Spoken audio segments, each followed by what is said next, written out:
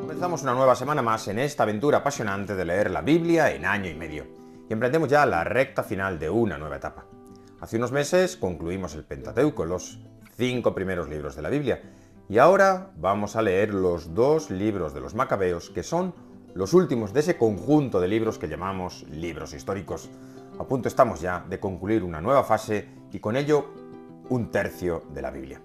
Pero antes de emprender la lectura de estos 2 libros conviene hacer una aclaración, y es que no se tratan de 2 libros seguidos en los que se nos narra una historia continuada, como ocurría con otros libros históricos, los 2 libros de Samuel, los 2 libros de los Reyes o los 2 libros de las Crónicas que ya hemos leído en semanas pasadas. Los 2 libros llamados de los Macabeos son libros distintos, o mejor dicho, son 2 libros que tratan sobre lo mismo pero de manera distinta. No son continuación el uno del otro, son 2 libros ambientados en la misma época. La rebelión de los Macabeos contra la helenización impuesta por los reyes seleucidas. Ambos libros tratan unos hechos que tuvieron lugar en torno al año 170 a.C., más o menos, que fue la rebelión de Judas Macabeo y sus hermanos. El primer libro relata todo este proceso que dura unos 40 años y nos cuenta cómo ocurrió esta rebelión, mientras que el segundo nos ayuda a interpretar los acontecimientos. Sintetiza algunos elementos de la rebelión y nos desvela los motivos profundos. Podemos decir, por tanto, aunque sea un poco simplificarlo, que el primer libro de los Macabeos relata y cuenta, mientras que el segundo interpreta y ayuda a entender. 2 libros que abordan, por tanto, una misma época desde 2 perspectivas distintas. Pero vamos a ubicarnos ahora un poquito en este momento histórico. Hemos visto que a lo largo de los libros históricos el pueblo de Israel ha sufrido en diversas ocasiones a manos de los grandes imperios que le rodeaban. En el Éxodo vimos cómo sufrieron la esclavitud bajo el imperio egipto, con trabajos duros y serviles que les empujaron, bajo el cayado de Moisés, a abandonar Egipto, cruzar el desierto y encaminarse a la tierra prometida. Ya en Canaán hemos visto cómo los grandes imperios limítrofes asediaban a los judíos. En el siglo VIII a.C., los asirios, al mando de Sargón, destruyeron el reino del norte y dispersaron a los israelitas que habitaban en él. A comienzos del siglo VI, Nabucodonosor, rey de Babilonia, atacó el reino de Judá, destruyó Jerusalén y ordenó la deportación de los judíos. El nuevo imperio que vino después, el de los persas, que acabó con los caldeos, con los anteriores, y que se hicieron dueños de aquel territorio, permitieron retornar a los judíos en el año 538, con aquel conocido edicto de Ciro. Después de los persas, la zona fue invadida por Alejandro Magno, que con sus campañas llegó hasta la India e impuso muchas costumbres griegas a lo largo de los territorios que conquistaba. Por este territorio privilegiado de Canaán, donde se asentaron los judíos, hemos visto cómo han pasado imperios y distintas dinastías. Los asirios, los caldeos, los persas, las tropas de Alejandro, y después vendrán los romanos, que, como sabemos, dominaban Palestina en tiempos de Jesús. Pero antes de que llegaran los romanos, cuando Alejandro Magno dominaba todo el territorio, en el momento en que le llega la muerte y le suceden algunos, comienza el relato de los Macabeos. Un relato que ya está muy cerca de los tiempos de Jesús. Tiempos en que se imponen costumbres griegas a toda la zona. Es el conocido tiempo del helenismo. Razón por la cual la Biblia se tradujo al griego en aquel momento, porque el griego era la lengua dominante y permitía comunicarse mejor a todo el Mediterráneo oriental. Algo así como hoy el inglés, en que es necesario conocer esta lengua para poderse comunicar con el resto del mundo, incluso para leer mucha bibliografía que solo se produce en inglés, o escuchar canciones, o ver películas.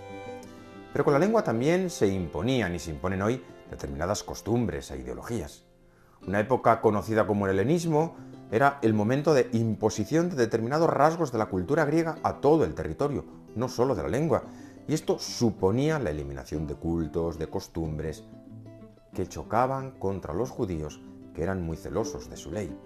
Y por eso, contra esta imposición del helenismo, se levantarán los judíos para defender la identidad de su pueblo y, sobre todo, la primacía de Dios sobre todos.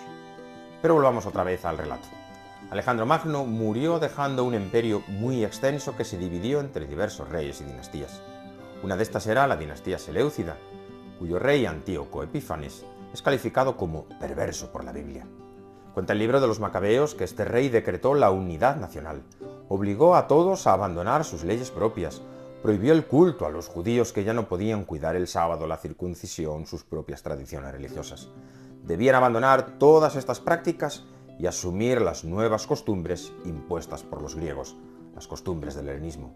Una muestra más de los deseos del poder que siempre quiere imponer su modo de ver las cosas.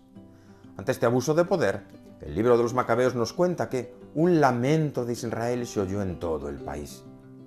Frente al poder de los Seleucidas se levantó un hombre, Matatías, hijo de Juan, nieto de Simón, el sacerdote de la familia de Joarib, un hombre oriundo de Jerusalén. Se levantó en armas contra las imposiciones de los helenistas, y así comienza con él la rebelión de los judíos. Matatías no tuvo mucho éxito, fue apresado y ejecutado, pero a la hora de su muerte dio un testimonio precioso e invitó a sus hijos a velar por la ley de Dios. Hoy, cuenta el libro de los Macabeos, triunfa la insolencia y el descaro. Son tiempos de subversión y de ira. Ahora, hijos míos, sed celosos de la ley y dad la vida por la alianza de nuestros padres. Qué palabras tan actuales. Hoy triunfa la insolencia y el descaro. Y esta invitación de Matatías es recibida por sus hijos. Y así, Judas, apodado el Macabeo, y sus hermanos siguieron la estela de su padre y lucharon por Israel llenos de entusiasmo. Y ellos dan nombre a estos dos libros. Libros de los Macabeos, que iremos leyendo, donde se nos cuenta la lucha de los judíos liderados por Judas Macabeo contra los Seleucidas que trataban de imponer cultos y costumbres helénicas. El libro es un modelo de resistencia que muchas veces los cristianos tenemos que hacer en medio de nuestro mundo. No con las armas, ni con la sangre como hicieron los Macabeos. Jesús no había llegado en tiempos de los Macabeos y quizá esto ellos todavía no lo entendieron. Pero nosotros que hemos vivido y asumido el mensaje de Jesús, sabemos que hemos de luchar, no con las armas ni con la sangre, pero sí con la pluma y la palabra, con la predicación y la oración, ejerciendo como profetas en medio de nuestro mundo que trata de imponer el pensamiento único. Lo que hicieron los helenistas en aquel momento lo hacen hoy otros poderes distintos. Matatías y sus hijos, los Macabeos, se levantaron en armas y como Jesús a nosotros nos invita a ser hombres y mujeres de paz, pero también nos invita a levantar nuestra voz, a alzar la cabeza porque se acerca nuestra liberación, nos invita a hacer frente y resistir ante las ideologías dominantes. Como dice el apóstol San Pablo, no os acomodéis a la mentalidad de este mundo, sino resistid firmes en la fe. Y por eso el libro de los Macabeos es como un manual de resistencia, una invitación a resistir. En tiempos de Judas Macabeo la ideología dominante era el helenismo, que quería imponer sus costumbres, sus doctrinas, su modo de ver la vida. Frente a esta visión impositiva del poder político, se levantaron los judíos, celosos de la ley y del amor de Dios. Hoy no es el helenismo clásico. Hoy es la ideología de género, el globalismo, la cultura de la muerte que promueve el aborto, la eutanasia o la pena de muerte.